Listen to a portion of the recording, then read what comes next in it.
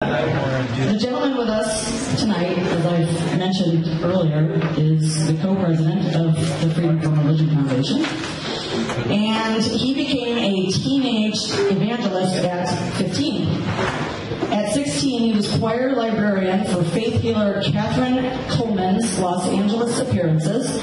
He received a degree in religion from Azusa Pacific University, and was ordained to the ministry by the Standard Community Church, California in 1975. He served as associate pastor in 3 California churches, and he was a Protestant missionary in Mexico for 2 years. He preached for 19 years. He maintained an ongoing touring musical ministry, including 8 years of full-time cross-country evangelism. An accomplished pianist, record producer, arranger, and songwriter, he worked with Christian music companies such as Mana Music and Word Music. For a few years, he wrote and produced the annual Mini Musicale for Gospel Light Publications Vacation Bible School curriculum. That's a mouthful. He performs Freethought concerts and is featured in the Foundation's musical cassettes My Thoughts Are Free, Reasons Readings, Dan Barker Salutes Freethought Then and Now, a 2-CD volume, Friendly Neighborhood Atheist, and the CD Beware of Dogma, which I hope you will play for us tonight. For over 20 years, Dan was accompanist, arranger, and record producer for Manuel Bonilla, the leading Christian singer in the Spanish-speaking world. He accompanied on the piano such Christian personalities as Pat Boone, Jimmy Roberts of the Lawrence Welk Show, and gospel songwriter Audrey Meyer, and was a regular guest on Southern California's Spanish Praise the Lord TV show. Following 5 years of reading, he gradually outgrew his religious beliefs. He says, "If I had limited myself to Christian authors, I'd still be a Christian today. I just lost faith in faith." He became a freethinker in 1983 and publicly announced his atheism in January 1984. Woo-hoo! Dan was PR director of the Freedom from Religion Foundation from 1987 to 2004. He was elected co-president of the foundation by Annie Laurie Gaylor in 2004, with whom he is co-host of Freethought Radio, a national weekly talk show. He is a contributing editor of Freethought Today and is involved with the foundation's state church lawsuits. His books, Just Pretend, a Freethought book for children, and Losing Faith in Faith, From Preacher to Atheist, in 1992, is published by the Foundation. And his newest book, Life-Driven Purpose, which is on the table back there, How an Atheist Finds Meaning, was published by Pitchstone Press in 2015. His previous book, the autobiographical Godless, How an Evangelical Preacher Became One of America's Leading Atheists, was published in 2008. So this man has not done anything with his life. Please welcome Mr. Dan Barker.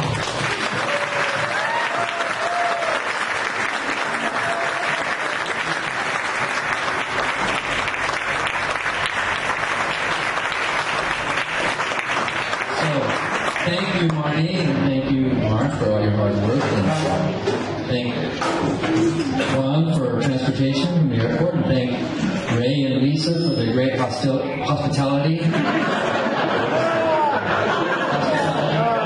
And all of you for coming. It's a real pleasure to be here. You know, if I was still a minister, I would be tempted to say that I really feel the spirit in this room. Can you kind of see where that's coming from? You do kind of feel something, don't you, when you're in a room like this? It's like, and then the next thing I would say was, let's take up a collection. But then we would do some music.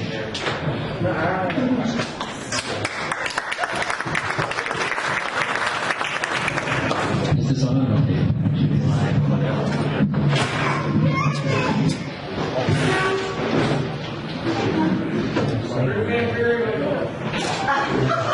What did he say? Beware of dogma. It has a bite. Beware of dogma. It wants a fight. Beware of dogma. It will ignite a holy war by itself. I was thinking looking at writing a song called Beware of Dogma because we had a bumper sticker, and I couldn't think of the style until I did some research about music. And did you know that the Catholic Church actually outlawed the tango? Did you know that? It was a sin to dance the tango because it started in the bordellos of Argentina and was sensual and sexual. So, of course, what did everybody want to dance? The church, what's more sexy than dancing what the church says you shouldn't dance? So what better style for a song? Beware of dogma, it has a bite. Beware of dogma, it wants a fight. Beware of dogma, it will ignite a holy war by itself. Beware of dogma, it'll trap your mind. Religious dogma, it'll make you blind. Beware of dogma, it's not designed to let you think for yourself. Yet we let it out in the universe. There will be no doubt, everything is worse. Beware of dogma, don't let it loose, then chain dogma. You reproduce, tie up your dogma. There's no excuse for ignorance anymore.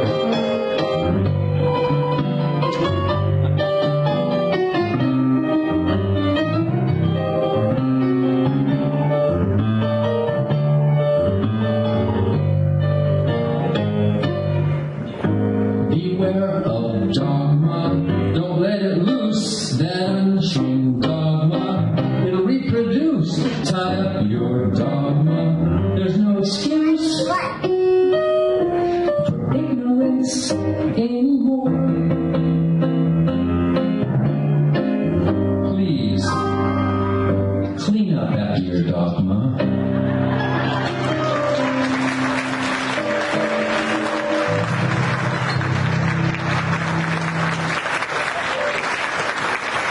So Cleveland, what a great town.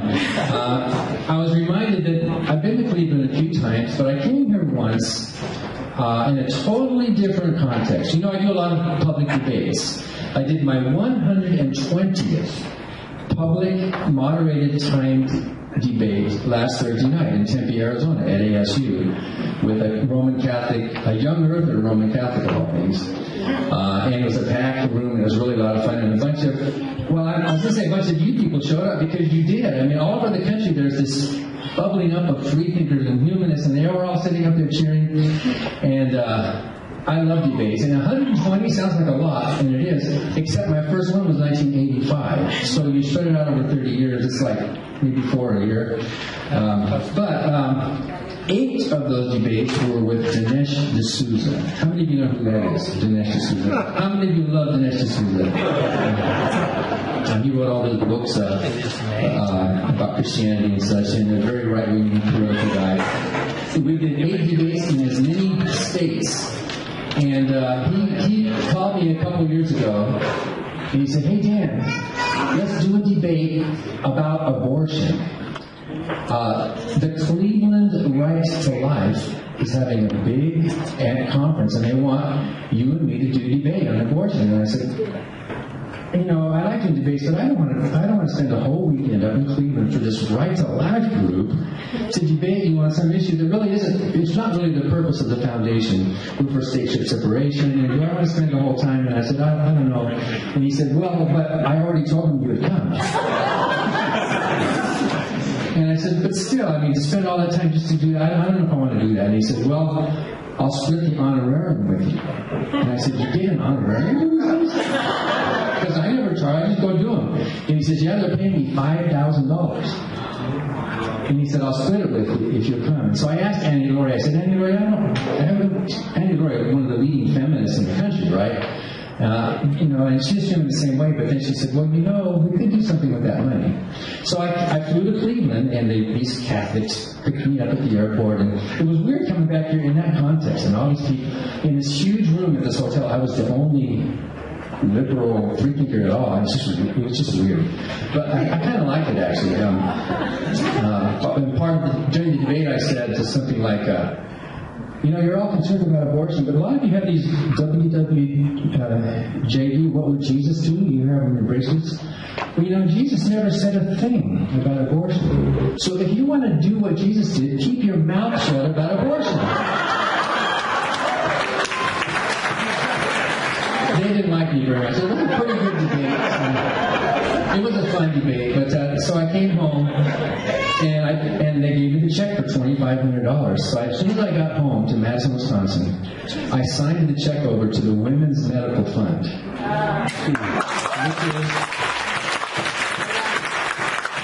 which is the country's longest-lived abortion rights charity, founded by Ann Gaylor. Whoever said atheists don't do charity. And so the Cleveland Right to Life helped about 10 poor women pay for abortions.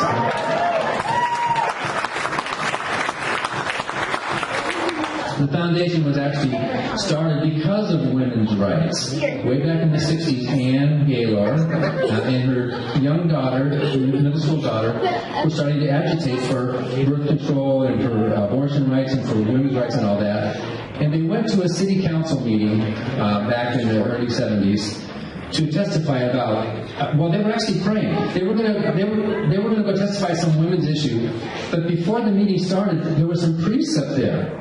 Up with the city council members, and they started the thing with a prayer, and Anne was like, "What? This is a secular city government thing," and we were complaining about these priests, and there they are getting all cozy with, that doesn't seem right. So she put down her notes, and she said, "I have to complain about this. I'm sorry, you shouldn't have prayer at this meeting. This is my meeting too, right?" So some reporter was there, and he came up to her and said, "So this is interesting. So who are you?" And she said, "Well, a lot of people are concerned about fairness and equality and women's rights and sexual separation." And he said, "So, well, are you a group or something?" "Well, we're just a lot of people who just want to be free from religion." And he said, "Free from religion," And then he wrote a story in the newspaper, and the next day, Anne started getting a bunch of phone calls. "How can I join your Free From Religion group?" And so Anne and Anne Lori and one man, they out on the dining room table, they said, "Well, let's start a group." They started taking phone calls and typing these little cards, Remember typewriters? And that's how the group started. About 1976, 1978, it went national. And I left the ministry. I became an atheist in 1983, and I sent my letter out in 1984. And so I went to the 1984, which is the 8th annual convention of the Freedom from Religion Foundation. And I got to tell you something. That group was smaller than this group tonight. This is a huge turnout. This is an amazing thing. For a lot of years, we had 70, 80, 120 people.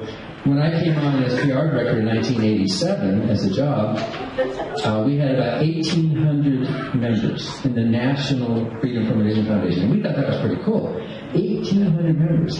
10 years ago, when Annie Roy and I became co-presidents, we had about 5,000. Today, just this last week, we passed 22,000 national members in the foundation. Which is pretty exciting. Now we can do things. You carefully build over the years. A group doesn't just spring up like pop out of nowhere. It's decades of hard work. So now we can afford to have 5 full-time attorneys. You saw some of the work we're doing. And they can't get their work done. The complaints are coming from all over the country, especially from Ohio. Ohio is one of the big offenders. And why is that? Texas is big, and the southern states are big, but Ohio, for some reason, and then pretty close to Pennsylvania. We have 2 lawsuits in Pennsylvania over 10th Amendment violations. But do you remember the story of the Jesus painting down in Jackson, Ohio? Remember that one? Where the principal got up and said, "That painting is not coming down without a court order."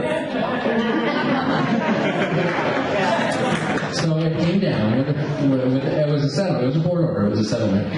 And in order to save face, the principal was able to say, well, I think it should have stayed, but we couldn't afford this. It was going to cost them hundreds of thousands of dollars.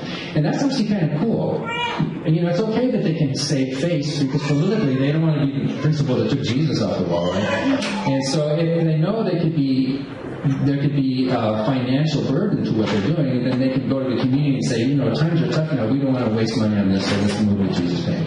And that happens a lot. That happens a lot of our complaints where we don't even have to go to court. We can rattle some sabers because they know we would, and they know we could. And then the insurance company and their legal counsel talks to them and says, you know what, you're not going to win this. Don't fight it. They want to fight it for political reasons, but legally and practically, and sometimes they say, oh yeah, we're going to take this clear to the Supreme Court. We're going to take it all the way to the Supreme Court. And our attorneys have to remind them, it's already been taken to the Supreme Court. And here's the decision. This very thing you're doing has already been ruled unconstitutional. You can't win this. Sometimes they fight anyway for political reasons. They want to show the community, oh yeah, we're going to show them. And then they end up costing. In Dayton, Tennessee, they had to pay out about $150,000. The attorneys that we used down in Nashville did it on spec. In other words, we didn't have to pay them. We paid all the discovery and all that stuff. And they did it on spec. If they won, then they took track of their hours. And so the school in Dayton, Tennessee had to pay this Nashville attorney about $150,000. We were glad they got paid. We didn't have to pay them. So it was kind of a cool thing. So, and in Michigan, just over here in Warren, Michigan, they had a prayer station, and one of our members, Doug Marshall, said, well, if you're going to have a prayer station in the city hall, you should be able to allow me to put up a reason station. And the mayor said, nope, you can't have a reason station. Nope, I'm not going to allow anybody in here that bashes religion. We are a good, God-fearing, loving community. So in that case, it was the first time in history that the Freedom from Religion Foundation, the ACLU, and Americans United for the Separation of Church and State combined and sued jointly. And really quickly, the mayor caved in because there's no way he's going to win that. And so now Doug Marshall is getting ready to erect a reason station next to the prayer station in the atrium there at the city hall in Warren, Michigan. So it's a blast doing this stuff. But our building was getting really crowded in Madison, Wisconsin. And you would not have believed, maybe you would have if you visited us, the kind of conditions our attorneys had to work under. They loved their work, but they didn't really have offices. It was an old two-story old building built in 1855. It used to be spacious. I used to have the only office upstairs for years. Any lawyer put a sign over my door, the man upstairs.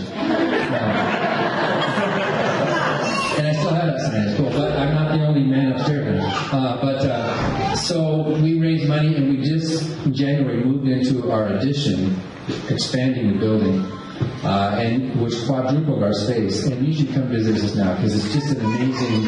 Now they actually have offices. Now they can actually get their work done, and we can afford now, and we have space to have a legal assistant, like a legal secretary, to do a lot of that grunt work. So they're much more effective at getting a lot more done. We actually have a sixth full-time attorney. Her name is Kat. She's on a one-year fellowship out of William and Mary. And so we found a place for her. So we can be more efficient to get the work done that needs to be done. And last year there were about, I guess, almost 3,000 complaints that came into the office. And almost half of those we sent out letters on, because sometimes you can't complain. Sometimes the complaints you can read about. And about 20% of those end up in a legal victory without going to court, which is kind of nice. It's really great, because our whole idea is not to have to go to court. But you have to go to court to show that you mean business. You can't just bluff forever, right? If you keep complaining and you never go to court. So we were complaining in Georgia, and Andrew, who was handling Georgia, he says, you know what, they just keep ignoring us, and the right-wing legal groups keep telling the school districts in Georgia, ignore the FFRF, they're not going to sue you, they're just trying to scare you, ignore them. And Andrew said, we got to sue, because they're just going to keep ignoring us. It's like the same law firm advises a whole bunch of school districts in Georgia, so it's the same people that we're dealing with, no matter what the school district is. So we sued in a Georgia school. They were forcing religion on kids in the elementary school. The teachers were basically preaching and singing Christian hymns, and this one girl didn't want to do it, and she was kind of like ostracized, and then And the school said, well, you don't have to, you can sit out in the hall. Can you imagine that? Having to sit out in the hall like you're some kind of a leper or something? And then before recess one day, the teacher went up to her and said, you know what? Your mother is an evil person. Your mother is teaching you that there's no God and that there's no heaven and hell. And you need, in the school, public schools. And the principal wouldn't do anything about it. Free speech, you know. So we're suing there, and we're hoping that legal firm is going to take notice. You know, they are legally vulnerable for breaking the law for these un-American things that they are doing. So that's the kind of stuff we do. And if you see any violations, or if you wonder if it's a violation, you can come to us, go to our website, and we have a whole bunch of FAQs about 30 different kinds of issues.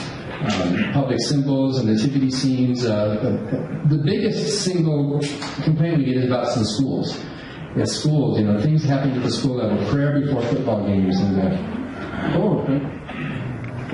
what's the Bible verse? If you give a glass of water unto the least of one of these, you have done it unto me. And so, thank you. You shall be blessed. It even says Daniel.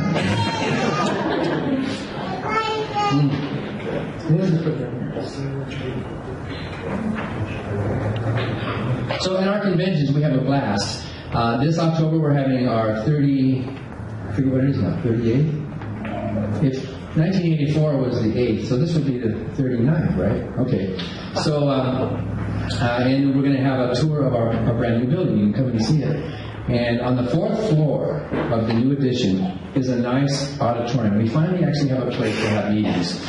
And one of our very generous members in Arizona, Diane Newell, she said, if you didn't have an auditorium, Dan should have a piano. Yes. Dan should have a good piano in there.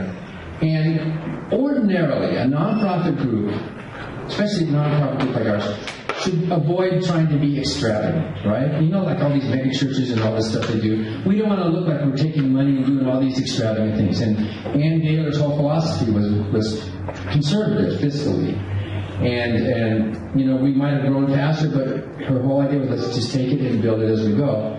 So Diane talked to Annie Lawrence. She said, tell Dan he can just buy whatever piano he wants. And Annie Lawrence said, are you sure? Tell him to buy a brand new Steinway. Whatever would be good for that auditorium. It should be classy. So I had no choice. When somebody gives money to a nonprofit for a specific purpose, you cannot legally divert it to something else, right? That would have been illegal. So I had to go into the Steinway store and buy a brand new Concert A Steinway concert piano for that room. And Diane's pictures. In fact, I saw her. She was at the debate in Phoenix on Thursday night. And I said, Diane, I see your face every day. She went, oh, no. But it was so sweet. So it's the Diane Yule piano. So come up and I'll play you some songs on it. And I'll open the lid. It's almost too much piano for that room. I mean, it's the smallest of the concert Steinways that they make.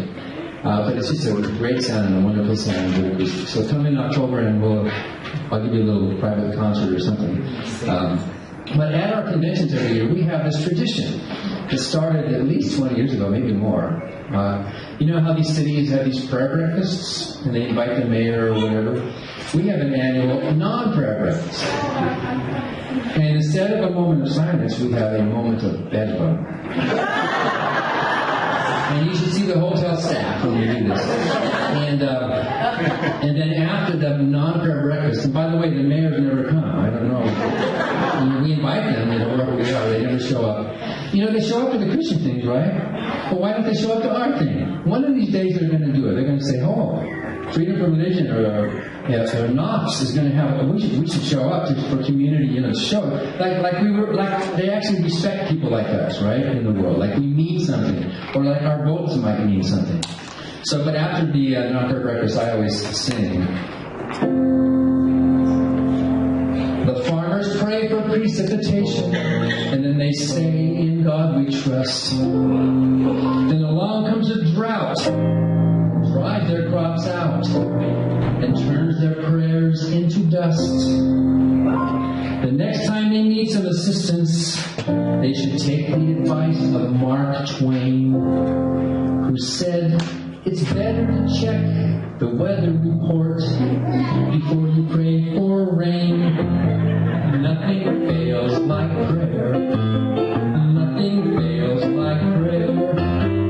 Use your mind and you will find that nothing fails like prayer. You ask the supernatural power for sunshine on your wedding day. Then along comes a thunder shower and washes your prayers away. When things go right, you praise the Almighty and give thanks in Jesus' name. But when things go wrong, you change your song and God never gets the blame. Nothing fails like prayer. Nothing fails like prayer. Use your mind and you will find that nothing fails like prayer. You reach the end of the school year, but you haven't studied your best. So you stay up and cram for the final exam and pray for God's help on the test. Then you answer the questions with assurance that the Lord will help you sail through. When the results are returned, what have you learned? God's no smarter than you. Nothing fails like prayer. Nothing fails like prayer. Use your mind and you will find that nothing fails like prayer.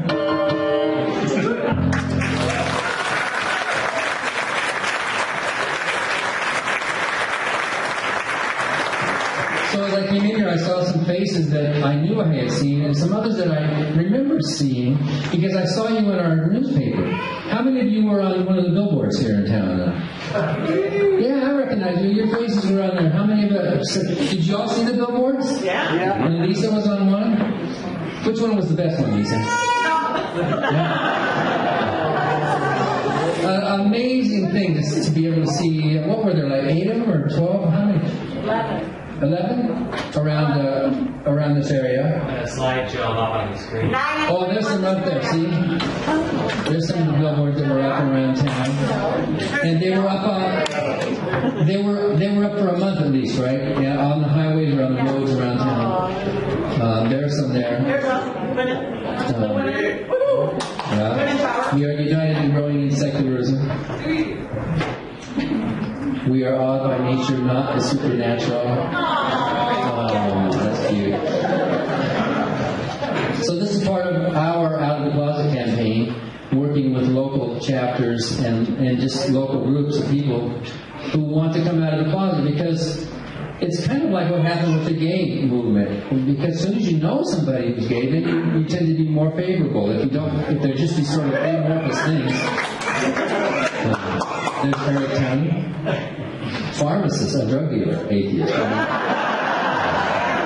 And there's Sharon, where's Sharon? Okay.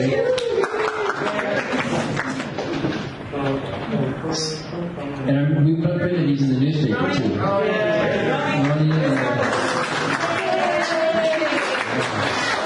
Doing good is our religion. Not immortal, just a caring mortal. So maybe we should do it again, and some of you can have a chance. And what it is, you get to pick your phrase. You get to pick something that is meaningful to you. Dave Huntsman. And but what you have to do is you have to pick 2 or 3 of them, because the billboard companies have the right to disallow them. It's the Akron SSA group. Okay, question everything. You're all one. The student group. Is that Anthony in the back? No, it wasn't. We don't believe in any gods. Okay.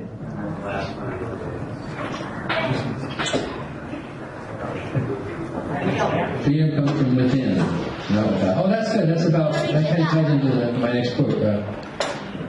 Life and purpose.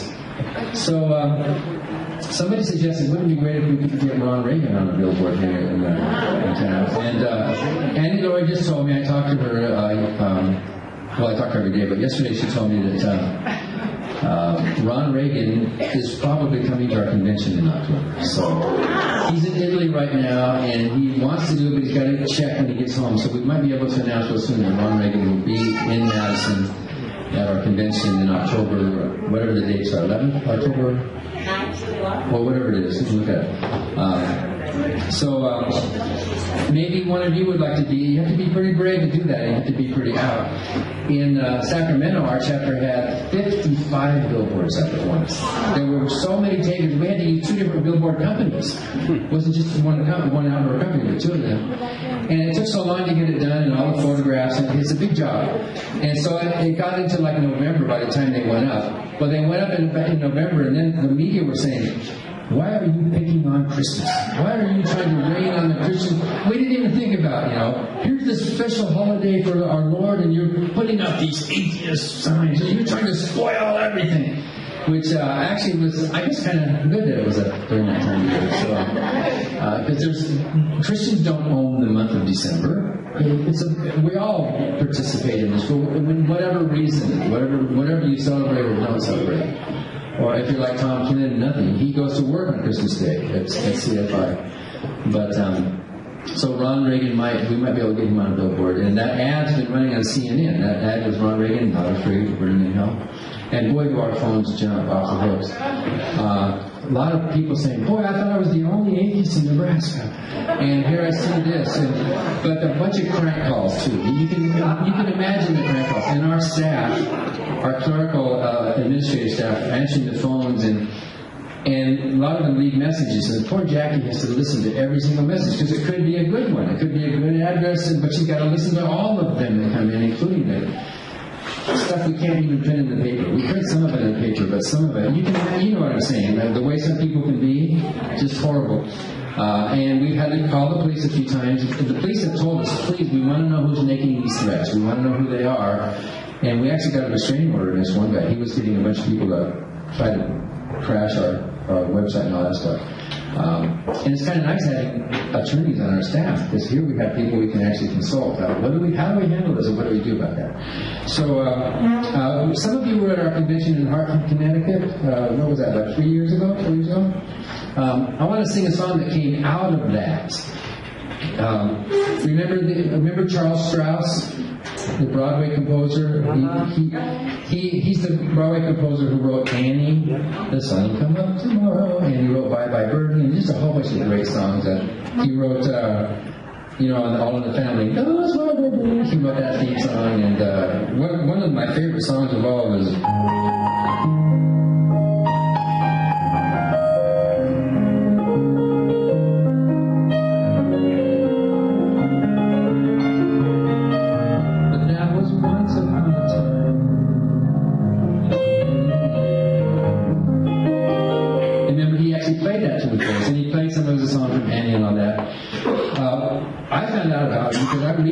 I'm always reading biographies of composers and songwriters, and you'd be surprised how many of the songs that we've come to love and enjoy that have enriched our life were written by non-believers. Brahms' Lullaby. How many people sing their babies to sleep? Brahms was an agnostic humanist. Doe, a deer, a female deer. Richard Rogers was an outspoken atheist. Yip Harper, Somewhere Over the Rainbow. Did you know the guy who wrote that was an atheist and secular humanist? Jerome Kern, The Way You Look Tonight. And Stephen Sondheim, of course. And Cole Porter. Cole Porter had to come out of 2 closets. Those great tunes. And the Gershwins. The Gershwins were raised in a very nominally Jewish family. They were not believers at all. Irving Berlin. The great Irving Berlin. All these great songs, When you graduated to Pomp and Circumstances, Edward Elgar was raised Catholic, but he later became a non-believer. And they disregarded his wishes. Ray Vaughan Williams, who wrote all these... Ray Vaughan Williams, as an atheist, he wrote some of the hymns in the English hymnal. And they knew he was an atheist, and he said, well, if you're going to go to church, you may as well hear some good music.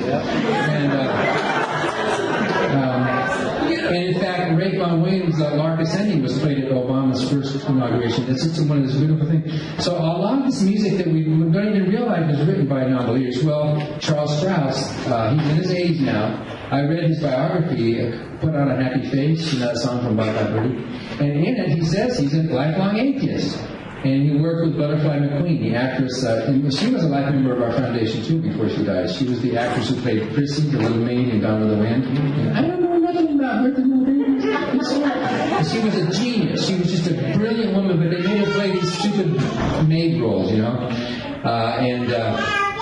She said, as my ancestors were freed from slavery, I'm free from the slavery of religion, she said, you know. Well, Charles Strauss and Butterfly McQueen traveled all around the country putting on a show. He played the piano for her while she sang. But in the South, they wouldn't let her in the front door. She had to sit down in the car where he was going out.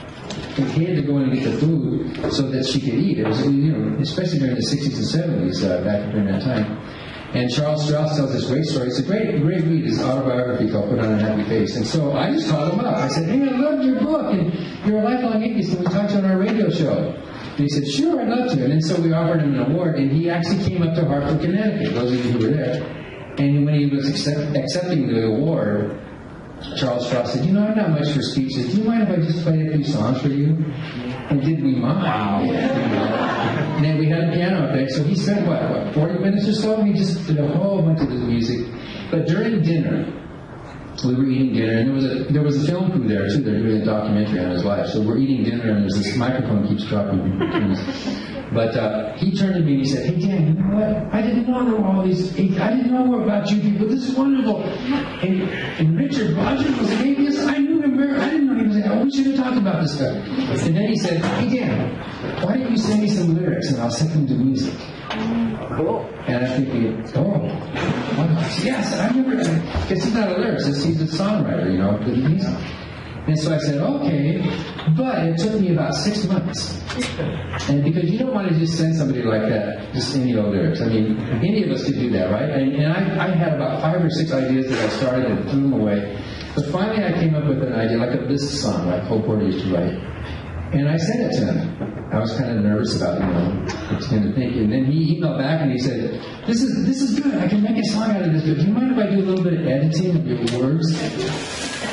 You're the pro. I mean, you're the great Broadway composer. I don't care. So he threw out about 2/3 of my words. He took them and he threw them in the trash. And he said, now this is a song. So you want to hear the song? It's called Poor Little Me. And here's a little nod to Yip Harvey.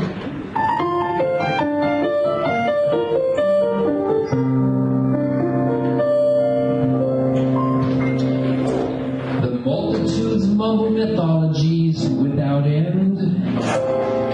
But me, I have trouble with ologies that pretend to show what can't be shown, to know what can't be known. Lutherans have liturgies, Calvinists have creeds, Muslims have their minarets, Catholics have their beads, Methodists have methods, holy truth to ascertain. But poor little me, I only have a brain.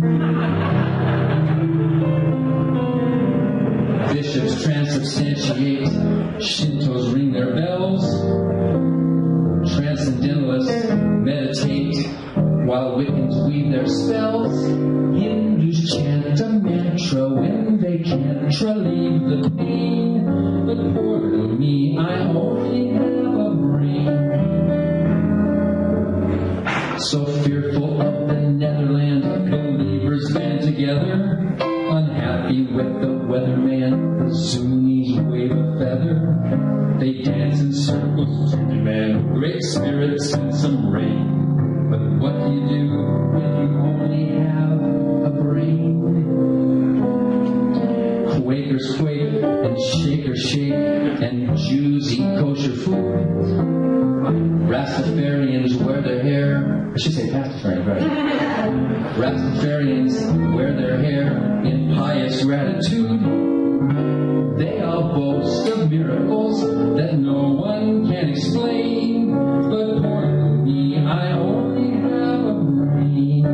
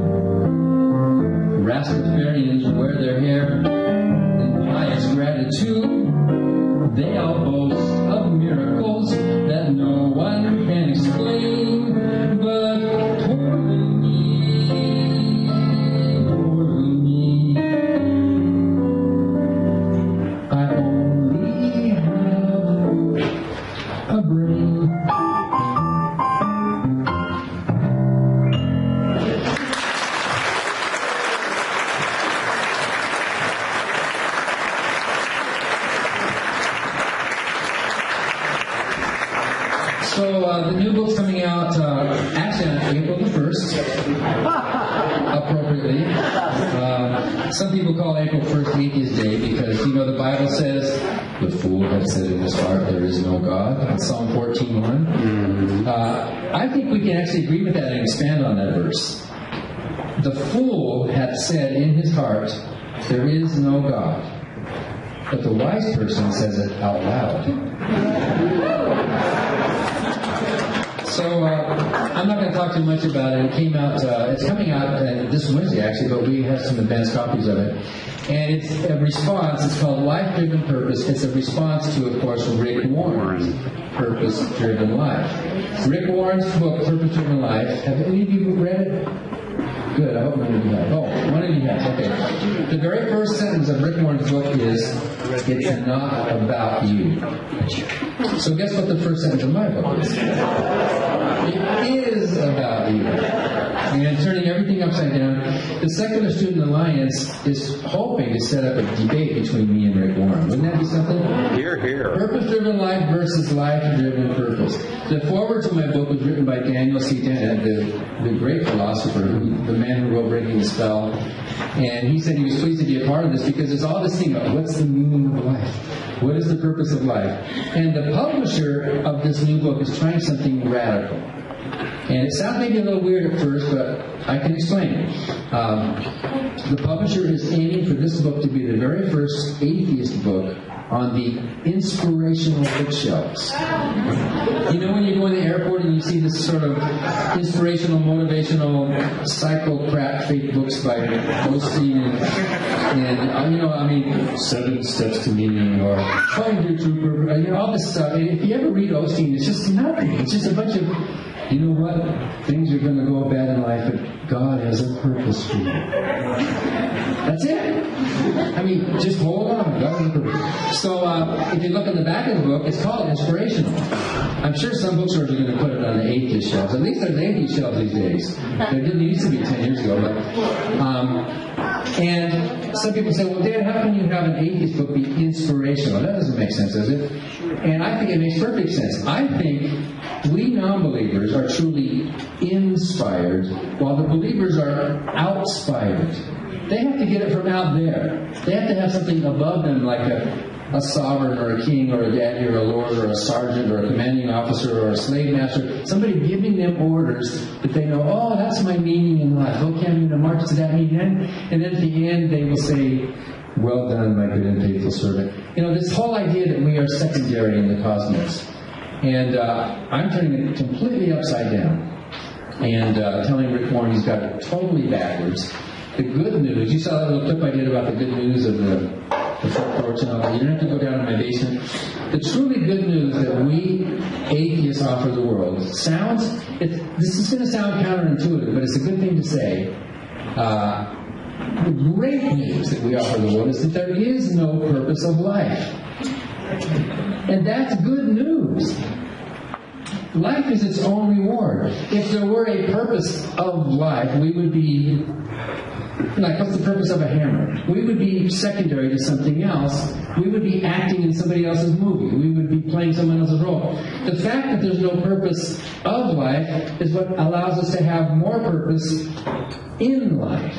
There's an amazing amount of purpose in life as long as there's problems to solve, challenges to meet, inequality to correct, or hunger to lessen, or whatever, disasters to avoid, or illnesses to combat. As long as you can find a problem to solve in your life, you have immense purpose. Who would dare say that Elizabeth Cady Stanton, an atheist in the 19th century, who worked for a half century for this crazy idea that women should be able to participate in their own democracy, right? She worked for that. That was a problem to solve. Who would dare say she had no purpose in her life? She had an immensely purpose-filled life, not a purpose-driven life, but a life-driven purpose. And so that's the thrust of the new book. And I'm hoping someday to get off the airplane and see it in one of those airplanes, you know, alongside Osteen and that. I'm just really hoping that happens someday. You know, that would be so cool. So if you have any religious friends who are giving you the purpose-driven life, take it. And say, hey, I got something for you. Right? So I'm going to quit. Did you want to do questions, or should we just quit? What was the plan? Dan, I have a question. If someone in Ohio, because you can probably tell us how bad Ohio is right now with separation of church and state issues. If someone has a complaint, how do they go about the procedure of filing that complaint, and who do they go to, and should they use us versus you, or should they use NOFS versus FFRF first? How should they do that? What information should they get, etc.? Yes.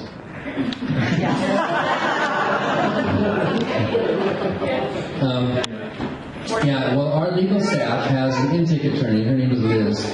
And Liz is expecting, she's expecting on May, her due date is the same as the National Day of Prayer Day. What is that? The first Thursday in May, yeah. And so, but Liz, we have an intake, somebody will be the intake attorney.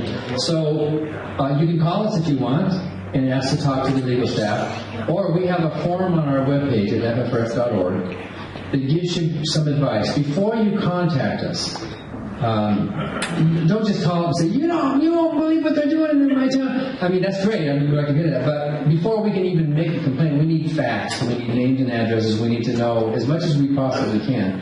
So Liz, or whoever's doing intake, is going to tell you what we need from you before we can make a complaint. Because sometimes we can't complain about it. Sometimes maybe it's perfectly legal.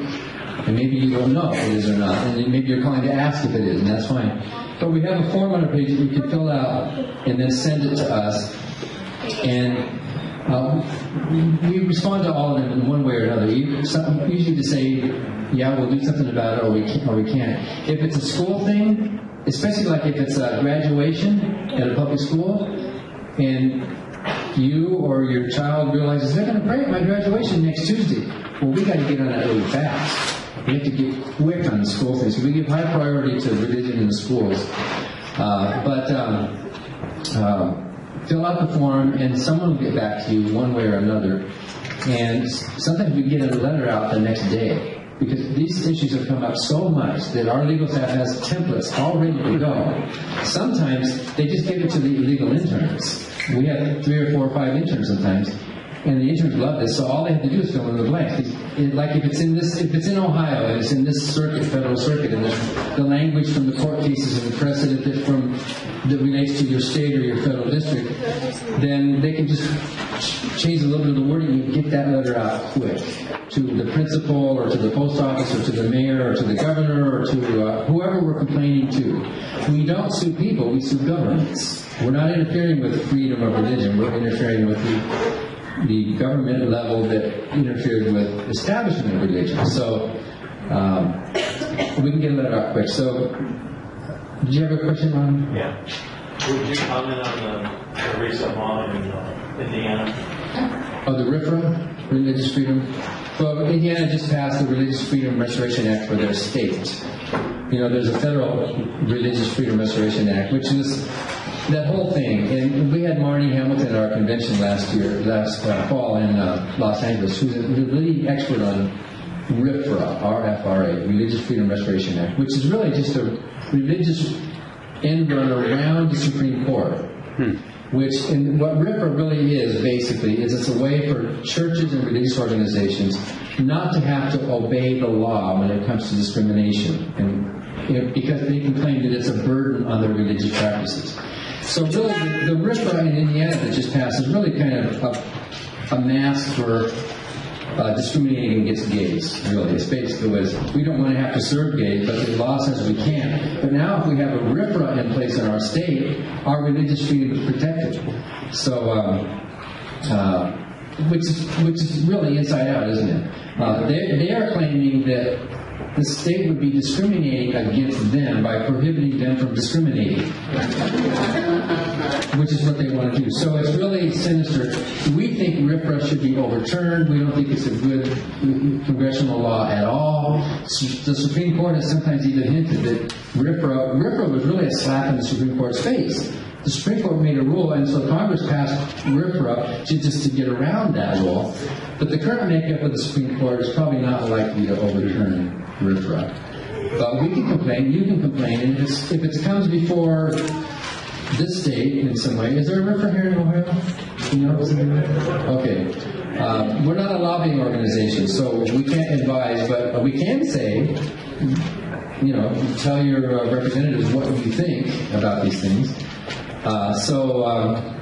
Indiana just passed it, and so we're complaining about the passage of that, and that it's just veiled bigotry is all the whole thing is, and it's not just on. It's like Hobby Lobby's, opposition to having to provide birth control to women under the health care, which they think causes abortions. And they say it's a burden on their religious freedom to not be allowed to discriminate against women who are doing these evil things. So that's legislative. Most of the work we do is legal after the fact. Then we can, if somebody's actually implementing it, or somebody's actually breaking law, then we can sue a government official.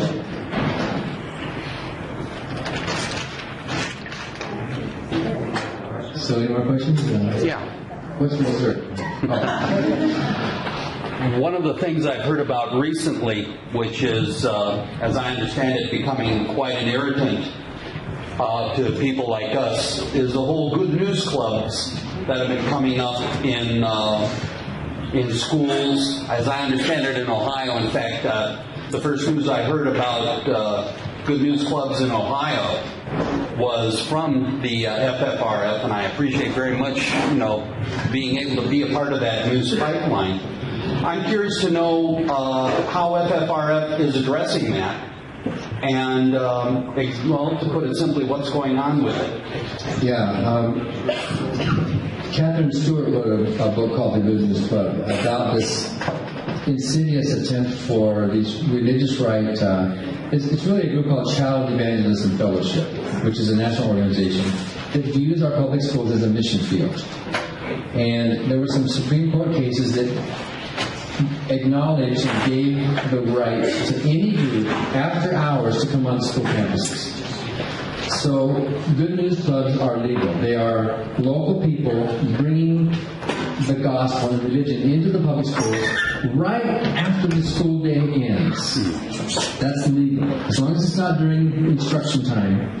So in a lot of these schools, and they're mostly like fifth graders, or they're mostly elementary school, the kids are in school, and then the bell rings, and then there's all these religious people coming into the school to have this class, and they're passing out candy, inviting the kids to come into this thing. So in the kids' minds, it's like part of the school day. In fact, in some cases, it's their own school teachers who are running these things. And so the kids can't tell, well, now the teacher's wearing a different hat. And they invite their friends and they have them come in, so they're preaching the gospel right on campus. While kids are going to their locker or going out to the bus or something, they're seeing all this happening. So we can't legally complain about the existence of any group on campus, but unless the school is discriminating and only allowing them, not others. And one way to shut down some of these things, like in high schools, is for the Gay Alliance group to ask for a club. Some schools, like there was a school in North Dakota that said they shut down all their non-curricular after-school activities rather than allow in the gay straight. So one of the tactics we're thinking about is starting a better news club. And we're already talking with some people about maybe we could come up with a curriculum. But you know what that means? That means there have to be bodies on the ground at that school. Religions don't have any trouble finding bodies and people willing to go in and spend the time and set up the tables and do all that stuff. But how many of you have the time every week to go in and do something like that? So that's the big hurdle we have, is to find people who would be willing in the community to go to the schools and say, hey, you have a news club, well, we want to come in too with our better news club, or whatever you want to call it.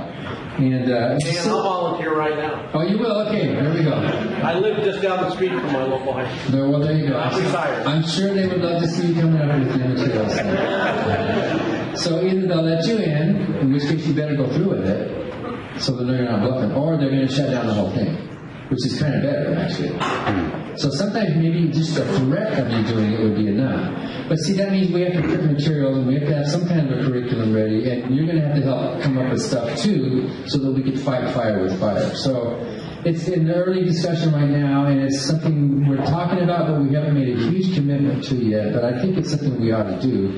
And like, if you want to do it, then we would be able to say, well, here's some materials, and here's a curriculum. Just like Child Evangelism Fellowship has their big material, they can print them cheap because they print them, hundreds of thousands of copies. That's one of the problems we have with getting material in the schools is the cost of printing it at an affordable rate. So I think we got to cut the questions short. I just wanted to mention, I think the closest Good News Club thing to us, a couple months ago, there was a story out of the Newark area, east of Columbus, and it was a coerced assembly attendance kind of thing. It wasn't called the Good News Club, though. It was the Jubilee Gang. And I believe FFRF did send a cease and desist letter. So, anyway, we're going to get to the finishing up the raffle and the kids contest. Could you give us one more song, just in case you don't get a chance after the raffle and everything?